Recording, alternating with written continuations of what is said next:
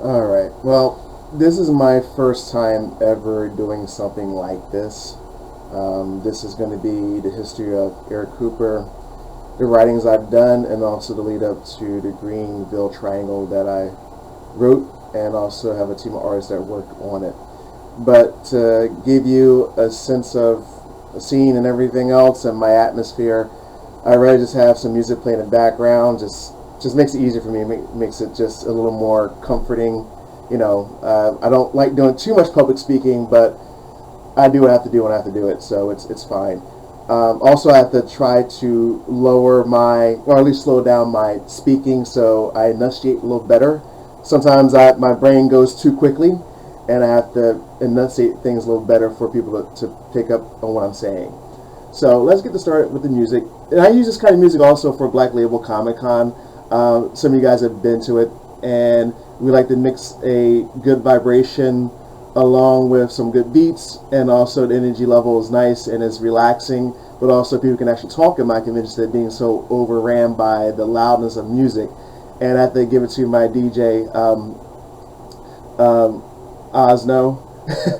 And then sometimes I have problem remembering how to say it, but it's Osno, and he's just a great DJ for events that we've done, and I promote him to other events, and he does a great job. If you ever have a Comic-Con or a formal function, he is a great guy to speak to about giving him your music list and have him go down and stuff and play the right tones and the right moments of your event.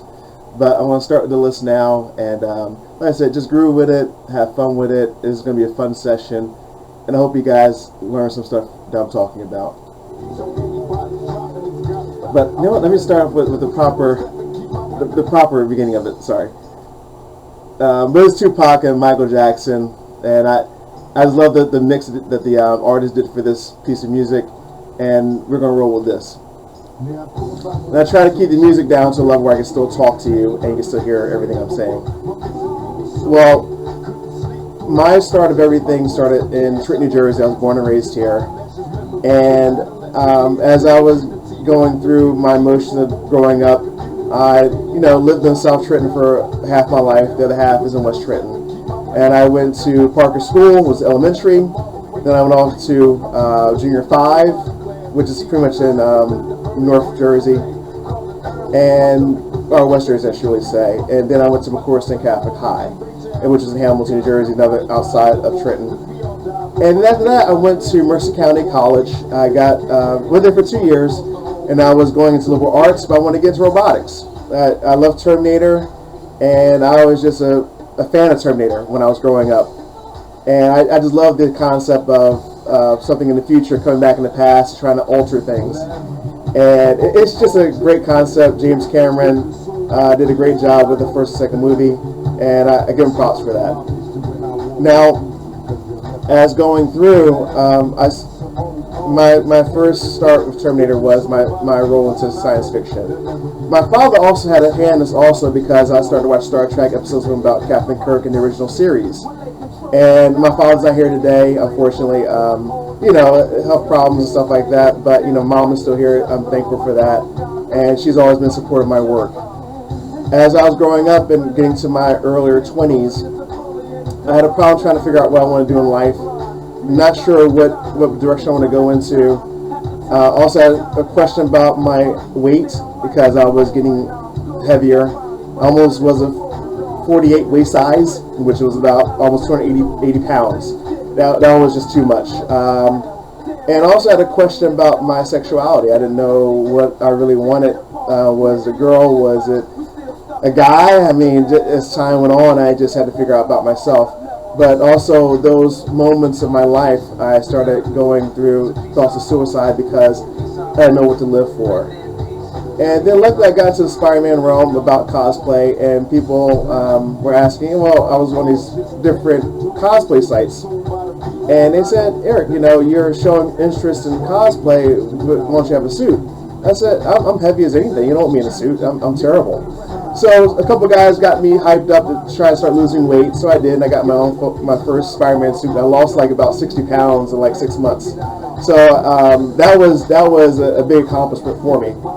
And after that, I wanted to get into working for Marvel, but I had some ideas about having a Black Spider-Man for their world, and it was an amazing thing. I actually outlined the whole thing. It was before the Miles Morales, so I actually had my own Black Spider-Man concept in line for them to give to them if I got hired by Marvel. But when I was around in the suit, I was taking my mask off, and they weren't used to black guys being in a Spider-Man suit, so I got rasped by Marvel themselves. They said they got a cease and desist letter. So, I started crying, and I said, I can't believe they kind of bashed me away. So a friend of mine said, well, Eric, what about that character you had for them that you're going to give to them? I said, well, it's done, dude, it's done. So I said, no, you're intelligent. Make up your own concept and come out with your own character. But before I did that, I was actually working on something for Star Trek Deep Space Nine. It was called Terror from Another Side. And I love Star Trek Deep Space Nine because you got to see a black captain rise up in the ranks. And Captain Sisko, which I personally know Avery Brooks, and he actually has been a forefront in getting me to where I am today because he was an encouragement. And I love him for that. And I had to say, well, now it's time to really start moving into this type of superhero genre. The book for Deep Space Nine was done. I never published it, but it gave me a sense of if I could actually write a full novel. So I did. I just never published it. So I moved on to the Night Seeker thing, which some of you guys already know and have read. This was the first book. Now this was not the original cover. So the original cover and the original text was actually done by from Brian Rogers. I don't know if it's too bright, but that was the original book form of the first cover. And when I got into doing Night Seeker, I said I didn't want to go through the harassment of having a black character because it's looked down upon the industry, and I didn't like the idea of it. So I decided to have him fully dressed up and in full suit. And I never get to describe his skin tone. I just said, let me just put a character out, let people love him for what he was, not for color of his skin. And people were asking if they read through the first book, and they said, Eric, what is the character's, his makeup, what is his origin? And I said, well, he's actually black, he's actually me. And people gravitate to it because they got to see a real story about a real person. And what I know from history, I'm the first cosplayer with his own character on the market. I was around at Comic-Cons dressed up. Well, at first we started off, it was called Spider Knight. And that was my original character for Marvel, but I decided to do my own thing. And I changed design around him, the color scheme, everything. And now you have Night Seeker. And that was, I have to give it up to Chris Notarelli, Blinky Productions. We started together on this whole venture, and he was a good partner in the beginning. Unfortunately, things got a little toxic. We had different views about where to take the character. And he did do a short film for me, and it was starring. I was only bodyguard in it. I had a small role in it. But we had Lamont Williams. He played the main character of Night Seeker. We had Sagoon. Sorry. Not the last name, sorry, but he was Tigran, a villain in the book. And also Shin Ka, who is actually an actor in New York, Chinese actor. He played Warlord Sage, who was the main villain in the Night Seeker first novel. And these guys did an amazing job. I mean, I actually lost the film. That's on a DVD. I actually lost it on the plane trip. Some people have the film. I can't find it, unfortunately. And Chris, if you're out there, dude, I don't mind. You want to put it out there, it's fine. Like I said, things are pretty much, we squashed the issue we had. We moved on to life. Now Chris is out in California. I'm still here in Jersey. So it's part of that part of growing up in the industry and learning about the pitfalls you will have. But if you are trying to better yourself and keep on going, things will work out in the end. And I'm just fortunate to still be here and talking about what I'm talking about. So people said, well, Eric, that first character, that first book, I should say, we see a whole movie in which you did, and the way you wrote it, it looks more like, it sounds like a movie, or at least you're reading a movie in your hand. And my learning for script writing actually came from Sid Field. If you want to pick up the book, I found it, a used book on Amazon. And and it's great. I mean, to learn how to set up your stories, your characters.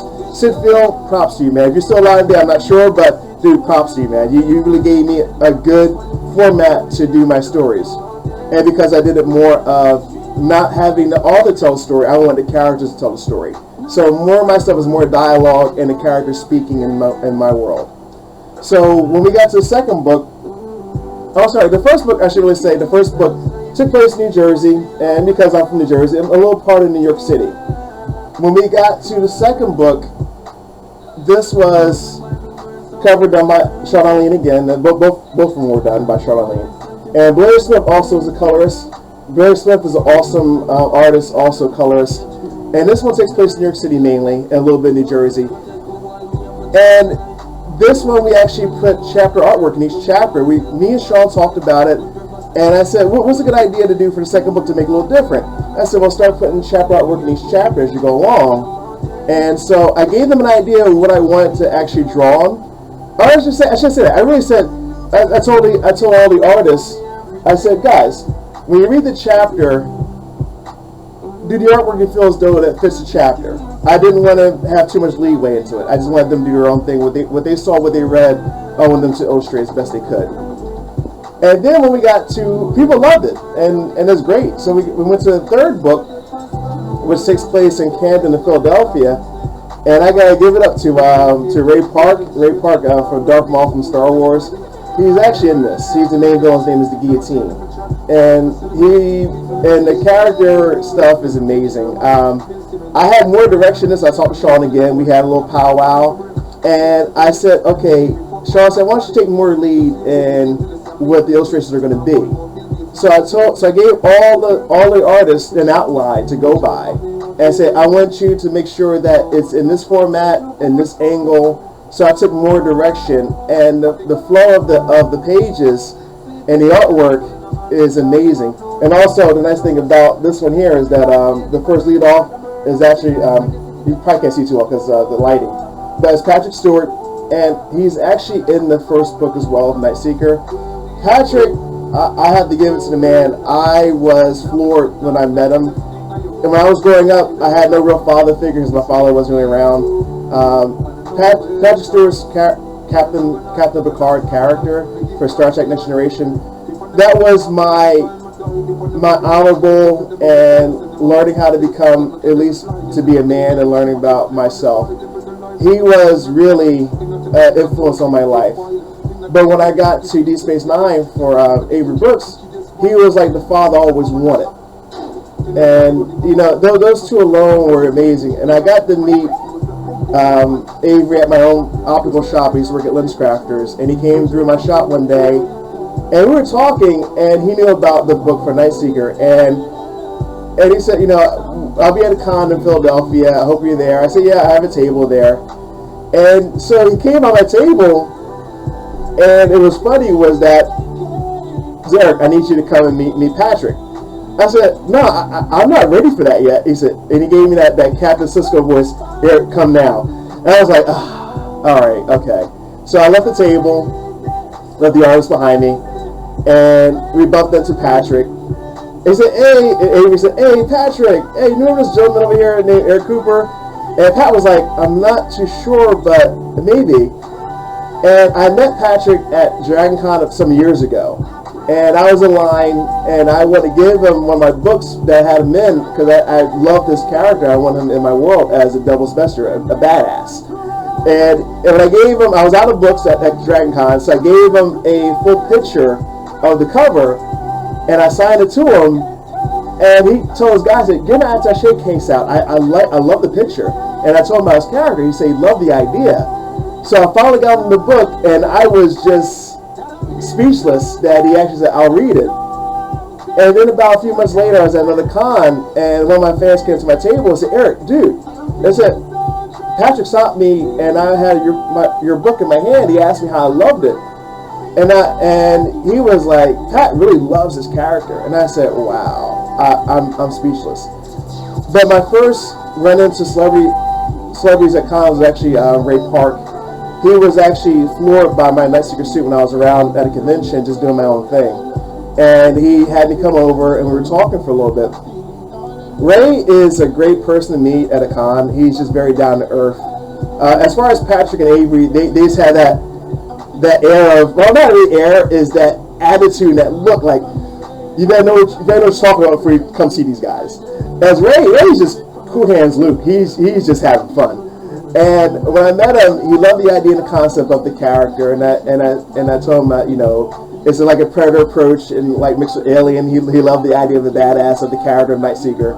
So so when we got to Philadelphia some years later, the second book was done, and I passed Ray Park's table. I said, I waved at him. He stopped everything.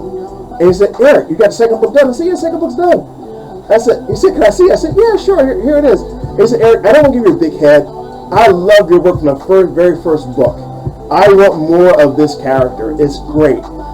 I was like, damn, really? He said, wait, you actually have artists now in the book? I said, yeah, I have like a team of them. I said, are they here with you at the con? I said, yeah, like about maybe 6 or 7 of them. Bring them all over. Oh my. And I went to the table. I said, guys, Ray Park wants you over to the table to talk to you. And they were going for like a half hour. I was like, where are my guys at? I'm busy here signing books and talking to people, but where's the artist at? And they came like a half hour later, and it was like, Eric, dude, Ray Park took all the time out with us. I said, wait, you mean he stopped this whole line for you guys? Oh, yeah. And I was like, I'm so embarrassed. Really? He said, dude, Eric, don't worry about it. He loves it. And I went back over to Ray's table. I said, Ray, I'm sorry. Eric, you don't apologize for it. You do great work. Your artist team is amazing. Keep doing what you're doing. And I get the same exact thing from Patrick Stewart. Keep doing what you're doing. So I haven't stopped ever since. But fast forward, then we get into another book called Star Enforcers. This one here, I went to San Diego a few times. Well, sorry, I've been going to San Diego for 21 years. Well, this year has been 21st year, but of course COVID ruined everything. But I got to meet a guy named Miles Simon. I met him online first. And he was a writer that was looking at stuff, and I put out the ideas about Star Enforcers. He looked at my work and said, Eric, can you tell me more about the world you created? Because I love the idea, the concept about Star Trek, Star Wars, a little bit of Suicide Squad. And I gave him one of the chapters, and he looked at it and said, Eric, can I mess with this for a second? And I said, okay. So he gave it back to me in his own version, and I loved it. I said, dude, can you tweak that, tweak this, and get it back to me? In about a few days, he got it back to me. I said, dude, that's prime. That's awesome. So I invited him to San Diego with me, and we shared a room together, and a couple of my cohorts of like a couple of guys I knew are cosplayers. And we all in this big room at Best Western. Unfortunately, it's not there anymore. But the management team loved me, and I've been going there for years. And we just had like a big powwow. And we just love eating and drinking and just chilling and talking about comics and movies and stuff. But it was my first time working a co-writer. Miles did an amazing job with me. The Star Enforcers, it was also the first Hispanic captain lead role in any one series. I don't think anyone's ever done one. So, and when I present this to people of the Latino descent, they're amazed that someone even did this. Especially me being a black writer, I said, well, I like to represent the world, not just all black. And people look at me and say, oh, you're a black writer, so everything's black. No, I don't believe in that. I believe in the world is the world. I say, as you view it, write it. And I said it was time for a Latino starship captain. It was time. Because Star Trek hasn't done it yet either. And nor has Star Wars. So I said I might as well be the first one to do it. But when you get into the book and the characters' personalities, they're amazing. They're fluid. They're there for a purpose. I don't believe in doing fluff either. And also, Kevin Grievous, he is the Terminator-style character in it. He was speechless when I gave him the role of being in this book. You know Kevin Grievous from Underworld. He's the werewolf raised. The man is big. I love his voice. Yes, he is really that deep in his voice talking. And Miles got to meet him too. We just love hanging around each other and just talking. And these guys are fun. But like I said, I get the hodgepodge of a lot of people, and I just have fun with it. Then we get to the next book is called Merge. Merge takes place in LA. It's about a kid that gets his powers as somewhat similar to Night Seekers, but a little different. And the funny thing about this one was that this was my inner soul, my inner self that most people don't see. So the character had to deal with learning about his own sexuality. And yes, so spoiler, the character finds out that he's gay through the book. He doesn't know that he is. He's straight. At least he thinks he's straight. And I got tired of Marvel and DC and other comic book companies giving out characters. They were straight in the beginning, and all of a sudden they wound up being gay out of nowhere. Like there was no inkling to them being a different alternate sexuality, which was, I think, was bullshit. I'm sorry to say, but I'm just being real about it.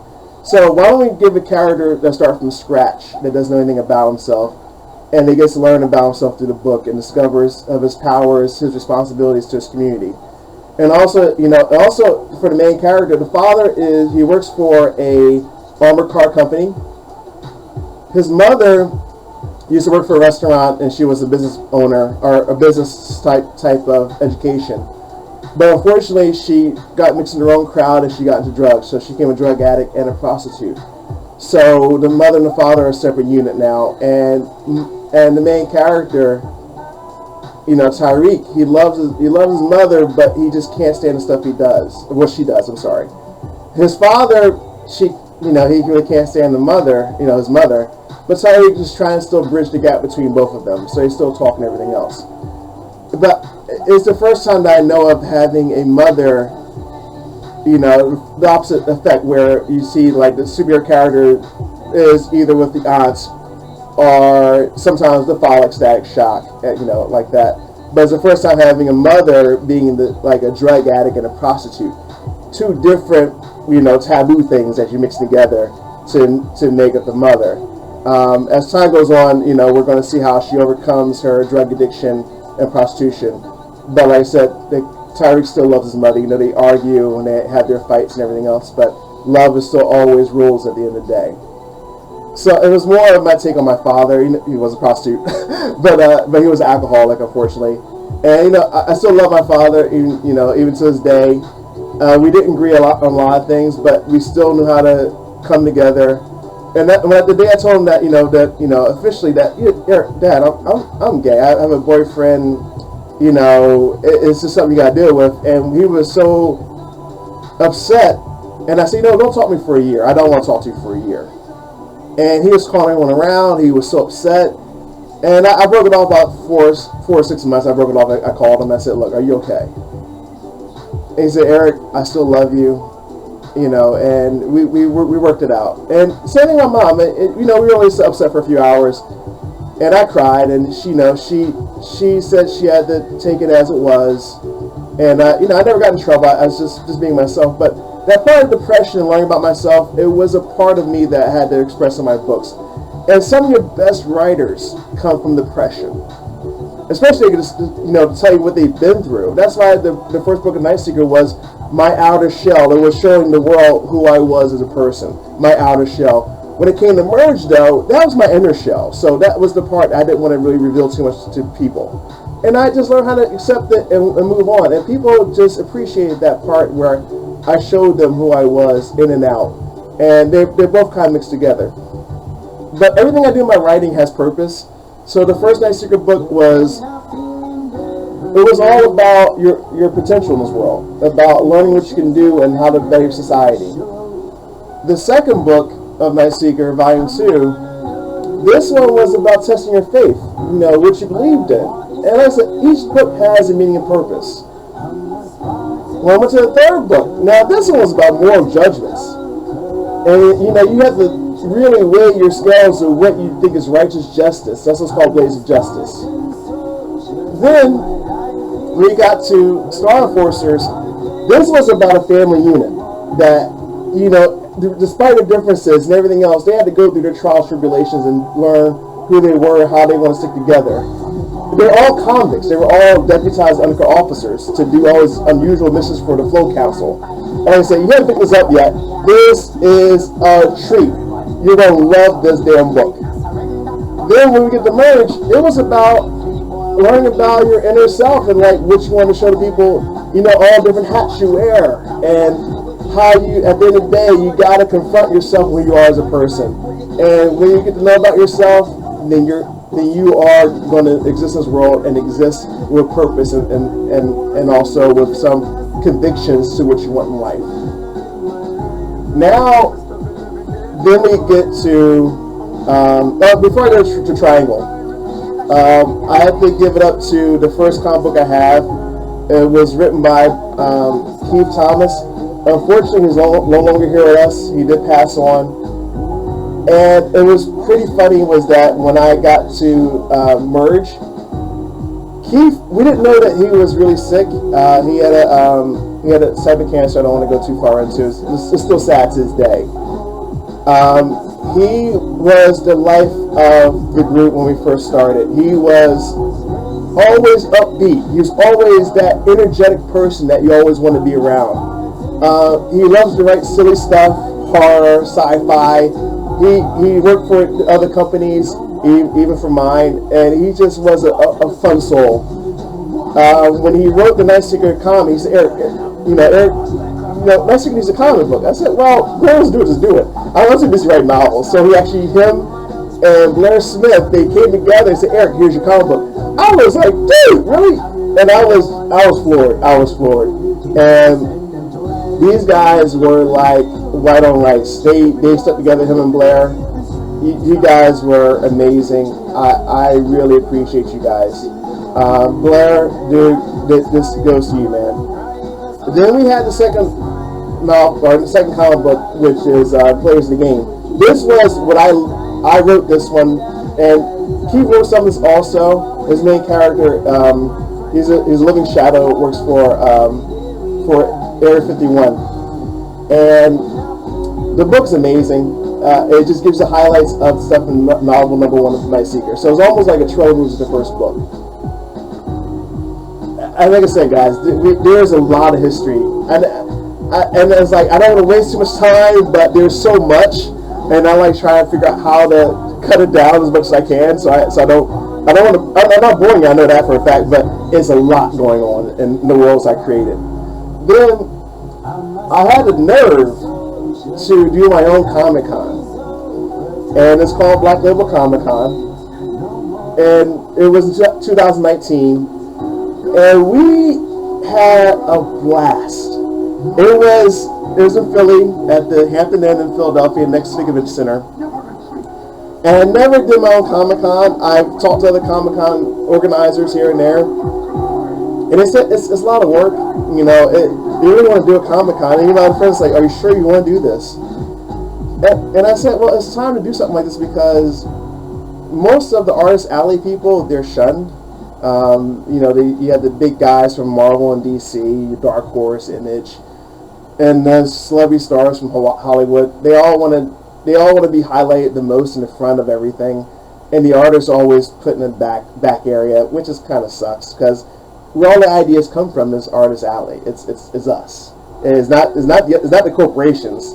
It's really the artists and the writers that come with all the ideas. It's just that the big companies got the money to put anything through they want to put through. So that's just the way it is. But as far as Black Label goes, that was my idea of doing all independent creators together into one convention. There was a couple, like San Diego has their own as well. It's on the West Coast. And also there is one over in Florida, which I forgot all about. I'm sorry. It's called Comic Book Creators. It's run by Terrence Baker. He had his own thing. But for I know, mine is probably I guess the main one that sticks out on the East Coast because it's all independent guys that have their own published work. It's not about fanboy art, not about about shirts and all that stuff. You have to have your own unique individual property to be part of this show. So in essence, Black Label Comic-Con is a Tribeca film for the comic book industry. I hope that one day I get Rob De Niro to actually come to the con and say, look, this is kind of your idea that I kind of springboard off of. If he shows up one day, God bless him, I'll be like, dude, you want a room, you want free admission, your drinks and your food's on me. I don't care. But that'll be amazing. If I get it one day. Now there is a possibility for 2021. We did move everything to 2021, August 14th in Philly, at the same hotel in Hampton Inn. They've been gracious about moving the con to next year. And I know Doug Palmer, the former mayor of New Jersey, well, Trenton, New Jersey, he wants to attend. So I hope he keeps to that. That'd be awesome as a highlighted guest. And Chris Capana, artist, he does amazing work. Scott Hanna has been invited. Also Billy Tucci does She. These guys have been invited to be guest stars at this particular convention for 2021. Like I said, it's August 14th. Black Label Comic Con is the main site. So yes, if you get over there, that'd be amazing if you can. But also the day before, and we done this last year, a day before the con, we did a movie thing about the Friday movies. We highlighted Friday one, and I think we did Friday the first movie and also the second movie. We ate, we talked. This coming year, I want to do more of something called a little different.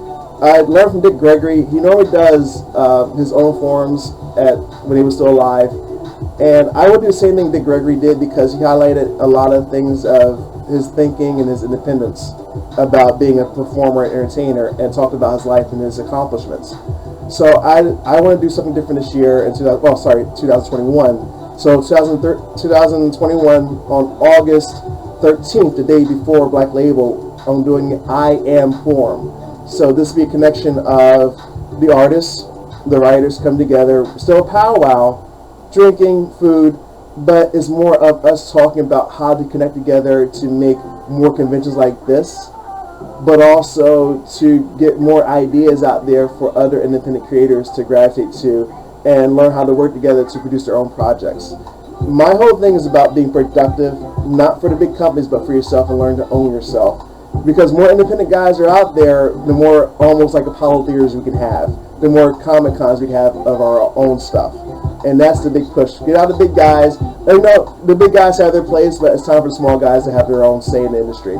And also to produce new ideas, because everything right now is being rehashed. No one has any new ideas. They're not taking any chances. I got to give it up to Keanu Reeves. Dude, you kick ass. Your stuff you've done with John Wick, and also you have your own comic book coming out too that's been fully funded by Kickstarter.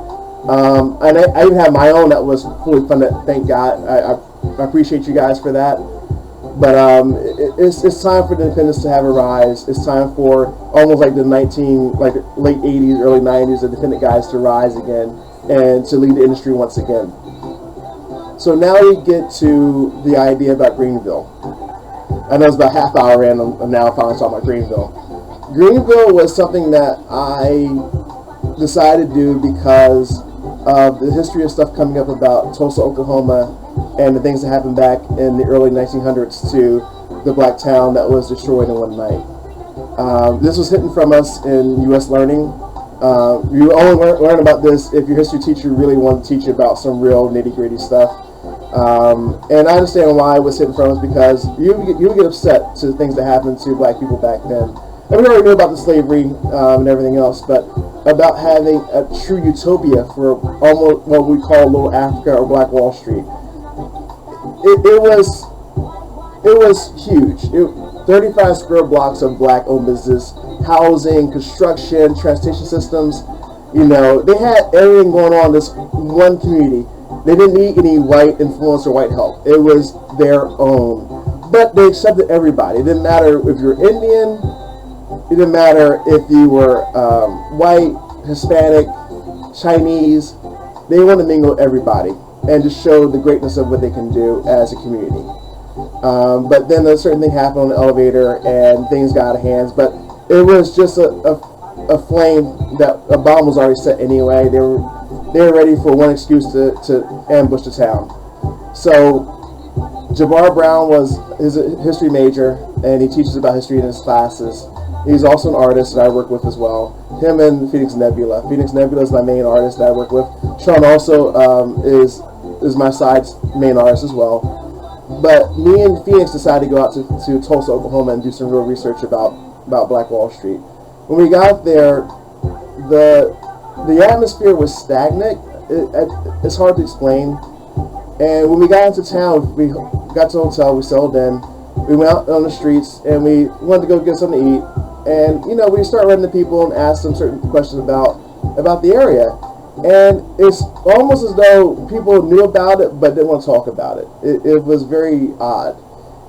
And the people that talked about it, they were like, they only tell you little snippets, but not much. And what we found out later on was that their parents and their grandparents were told never to talk about what the massacre that happened here, because you could kind of get scrutinized in the area. So we had to really dig further in. So we finally went over to the Greenwood Cultural Center, and the curators there were very gracious. They never heard anyone going into the area to do research and learn about what happened back then. And they gave us access to the archives, which is like a big house that have all these artifacts in it. We got to look at everything, and it was the stuff that's in that place is, if you've never been there, you're missing out. It's true culture, the way things were back then, and it's been pretty much. It's almost as though it was cocooned and not exposed to the outside air. And these people really took pride in those artifacts back then. So you get to feel the energy about that place and about things that occurred there. Now, when we went back into the city, you know, for a few more days, we were going around different structures, and there are things around there that give you like an unusual feeling. We got to see the architecture, amazing. There, even the underground tunnel system that they used back then, which is used in the story for Greenville. It's really mind-blowing if you really get into the area. But everything in that area seems to be more like the Matrix. Everyone's like almost like a hive mentality. There's no zeal. Everyone is just like in the cocoon of their own. And you know, you're looking for someone to express themselves, but it really wasn't there. But as far as the story goes for the Greenville Triangle, so we decided to do something a little different, and I wanted to do that sci-fi mixed with that learning premise of Greenville Triangle. So Greenville Triangle starts off with Patrick Stewart's character, who is Talbot Singe. So you start off with him acquiring his powers of being the Devil's messenger. And later on he gets a phone call from a guy named Mr. Ignatius, which is actually Phoenix Nebula's character that he brought into my world. And he gives him a call and says, look, meet me in the desert, I got something to show you. And the funny thing about it is that it's tied into Nightseeker. Nightseeker being my main character, he is the main thing that spins off everything around my universe. So think of me as pretty much like a Jack Kirby, a black Jack Kirby in my own way, for my world that I created. So they go out to the desert and they get an artifact from a ship. And Ignatius has some debts to pay and also some favors to fulfill. He later on gives a briefcase to one of the main characters' name. His name is Simon Hicks. And he was played, well actually we grafted off of a friend of mine who was a very good friend of mine, also a fan favorite for cosplay Nightseeker. His name is Simeon Hickey. He's been a friend of mine for a while, and we have a good time at Comic-Cons. So I decided to make him the main character for this story. And I know he's waiting to read it, and I told him a little bit here and there. He sees some of the artwork in the book. And also I forgot to tell you, the Greenville Triangle, instead of it just being captioned out, which is the illustration each chapter, we call it a Novic. So I decided to mix the illustrations for each chapter in it, along with comic book panels. So in random parts of the book, you get comic book panels in the book. So we call it a Novic. Now this would be my next forefront in creating new medium for the comic book industry and novel industry. So if other writers and other artists want to get together, I will do forums and seminars about this next year during Comic-Cons. I'll be streamlining that mainly, and hopefully that you guys start picking up on what I'm doing. And this really gets the artists and writers involved together. And I think you guys are going to love the idea and the layouts that we're doing. But then we get to the next character, Her name is AJ. Real name is Angie. She is a nuclear physicist. And Simon in the book, he is a quantum physicist. So they kind of have similar minds that work together. And she helps him out on the project he wants to do. Then we have Lieutenant Gregory Hicks, which is actually a cosplayer, a friend of mine. His name is actually Brian Gregory. So I kind of get to play around with names a little bit. He is actually a nuclear engineer. So he actually builds their devices and helps them with their concepts to create this whole thing that's going on. The fourth character in it, his name is Trio. So Trio. So he's a tactical robotic infantry ordnance. That's a lot, I know, but we just call him Trio. So think of him as being almost like Terminator 2. He is pretty much Terminator essence. He is a heavy artillery in the group, the heavy muscle. And he also has these twin cannons, laser cannons that are just badass. But he has a humane programming in him, where he will not try to kill. He will try to be humane as possible, almost like Data from Star Trek as well. He is the interesting part of the group that you never expect to have a very interesting personality. Then we get to the next character. I did change his name around because he kind of liked the idea. His real name is, the character's name is Lieutenant Commander Tony Barker, which we call Ryder as a codename Ryder. Real name is Tony Barcoletti. I'm not sure if I'm saying it properly, but he's a friend of mine also. He owns and operates Ryder Gear, which is actually a leather backer gear sports apparel. And he owns a company too. But also he is really truly Lieutenant Commander in the Navy, and he is a weapons engineer. So yes, it's funny that these things come together in my world because it really is who they are. I didn't know about Tony actually being a true weapons engineer. I had no idea about that. I just had to make him that in the book, and happens to be that in real life. So life, dictating fiction is just weird. But these things came together to create this whole type of thing I'm displaying to you. So as we go to the book, Mr. Ignatius gives this device over to Simon. Simon finds these 3 crystals inside of the case, and he learns that when you pass certain waves and light and energy through it, it creates a rift in time and space. So he decides to put these 3 crystals around town of Tulsa because he actually wants to go back in time and learn about Tulsa, Oklahoma, because he thinks he can actually create almost like a time dimension that he go into and learn about the area before it was destroyed. And the reason why he has a fascination about Tulsa, Oklahoma is because in the book his sister is doing research in present day Tulsa, Oklahoma, and she's discovering about the past, about Black Wall Street. And she dies in a freak accident. So he feels as though he needs to almost like accomplish the work that she was trying to do. That's just why this whole rift is created. As time goes on in the book, there are other characters that come into play. And one of my best friends and confidant, his name is Anthony Joseph. He is a Marine. He lives in California. We were friends for a while. Most of I'm still friends today. And I decided to make him a character in the book. And he is a hitman for, I don't want to reveal it because it kind of spoils a little bit, but he has certain abilities he's an ultimate tracker. He can track things down because of height sensors and everything else he can do. He is a deadly force, and it comes towards the end of the book, but he has relevance in the story, especially when it comes to volume number 2. And yes, there'll be multiple volumes of this Greenville Triangle.